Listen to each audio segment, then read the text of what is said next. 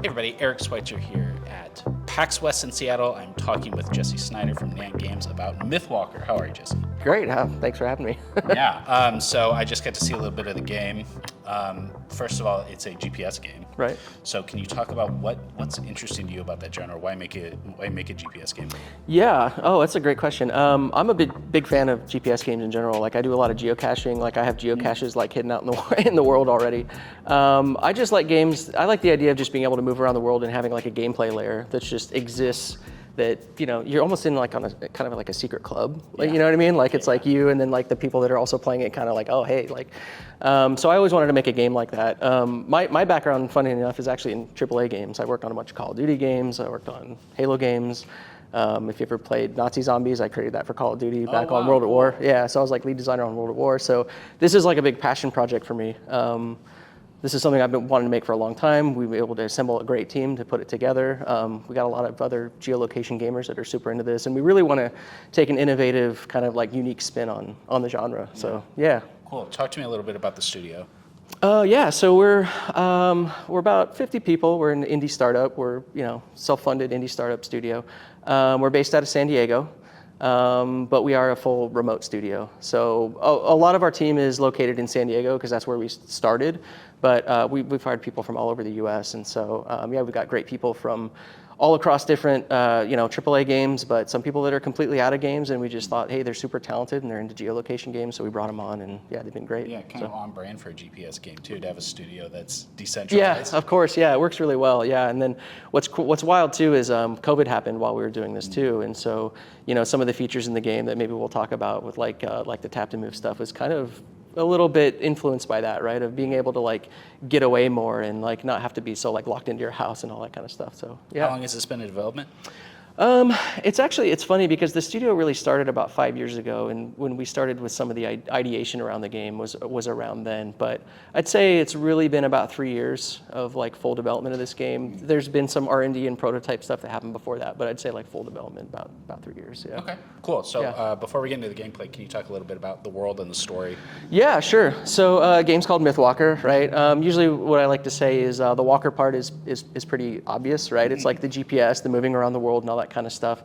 But the myth component is really all about the new IP that we built. And it's fantasy-based IP, but it's all based on world mythology, right? So we took a lot of references and inspiration from just wherever we could find it in terms of like folklore, legends, mythology. So, obviously like everyone knows about, well, not everyone, but a lot of people know about Greek and Egyptian mythology, and that's pretty like common, right? But then there's stuff like, I'll talk about like the Wolven characters, like our dog folk are based on like a Scottish mythology called the Wolven or the Wolver. So we're kind of like trying to pull inspiration from wherever we could find it and try to make like a really cohesive, kind of like inclusive, all world mythology kind of game. So yeah. Cool. And so in terms of the gameplay, when we talk about GPS games, it's kind of like how there's platform fighters, but every platform fighter is compared to Smash. Like there's a game that sort of currently owns a genre. Yeah. So can you talk about some of the ways that MythWalker is different from Pokemon Go? Yeah. Okay. Sure. Right. Yeah. I mean, that's a really interesting way to put it too, because when we sat down to design this game, again, we're like we've come from a very varied background of designers, and we're looking at it going, really like how can we map an RPG game onto a geolocation game? We didn't look at it so much like, oh, what's this other game doing, or like how did they do it? Okay. It was more like there's this. We felt like there was this like hole, like a hole basically in the genre of like why hasn't someone mapped a really good RPG game? Think of like your favorite MMO, right? Of how you're like moving around the world and you're doing various activities in like a big world that they've created. Well, why couldn't Earth just be that world? Yeah. And why can't I just like walk down the street and fight mobs? And why can't I go collect resources further down the street, right? So that was kind of like the original inspiration of how we wanted to like build the game. And then from that point on, it was like, hey, I've never built an RPG before, but I always wanted to build one. And we've had some other people that kind of were in the same boat, and some other people that had done it and wanted to do it again. And so we kind of learned a lot from each other in that way. But we wanted to build an RPG with a lot of depth in it, and it's not just like a surface level RPG where, it's just like really kind of like basic input. I mean, this has like full abilities, like craftables, like all kinds of different weapons and all kinds of great stuff. So it's a full RPG with depth, and like I was talking to you a little bit, before, it was like it's got co-op, right? So it's you want to be able to like synergize with your friends and play together and work together. So yeah, it's all there. Yeah. Yeah. That was the sense I had too as we were playing through it, and I was asking you questions, and it was like, does it have, craftable weapons? Yep. Classes, new spells, like it's just the checklist of what makes us a good RPG, Right. but in a GPS game. Awesome. Yeah. No, that's exactly like how we approached it. It was like, how can we build the RPG sandbox in a way that it's like satisfying for people just to play? Like it just feels good to play. And then we'll start to figure out how to like stack in the more complex elements as we go. Because the other challenge is it's like we are making an RPG for a geolocation game. That's really not a thing that gets done, And so there's all these kind of like wild challenges, like when we were playing it earlier, of like, when you play an MMO, you tend to move through zones. And so you kind of have that like early, like 1 through 10 level stuff, and I'm fighting like rats and wolves and stuff. But then as I scale out of that, I'm fighting cooler monsters and more difficult monsters, and they drop better loot. But obviously everyone's going to be wherever they are in the world. We can't put people in zones and make them fight through that kind of thing. So we had some design challenges that we had to overcome there. But we found some ways to do some difficulty scaling, kind of put mobs in different groups. And I think it's an interesting way to approach the problem that hasn't been done before. So, yeah. And then I think the other thing MythWalker's doing that's currently absent from this genre is in the strategic depth of the combat. Can you talk about that? Yeah, sure. So there's a lot there. So there's basically like there's 5 different abilities, and you unlock abilities as you go up in level, right? So you get your passive, and that just obviously it's like as you're playing the game, you're doing there's an auto attack component to it. So you tap on an enemy and you just start doing like an auto attack, right? And your passive feeds into that. So you unlock more passives. You can kind of swap out what those passives do. For example, like the priest class, like as a support class, one of the passives has a like every 3rd hit gives a heal to you, right? And so you can kind of use that in coordination with some other abilities too. But then it's like then there's a damage trade-off, right? So you're doing less damage, but you're healing yourself.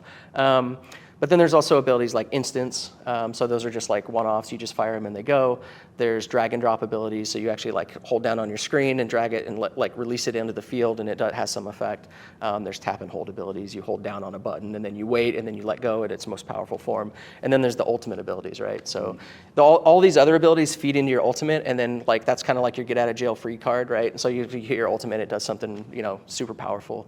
And that's just the abilities, right? So then we get into weapons. Each class has 2 weapon sets.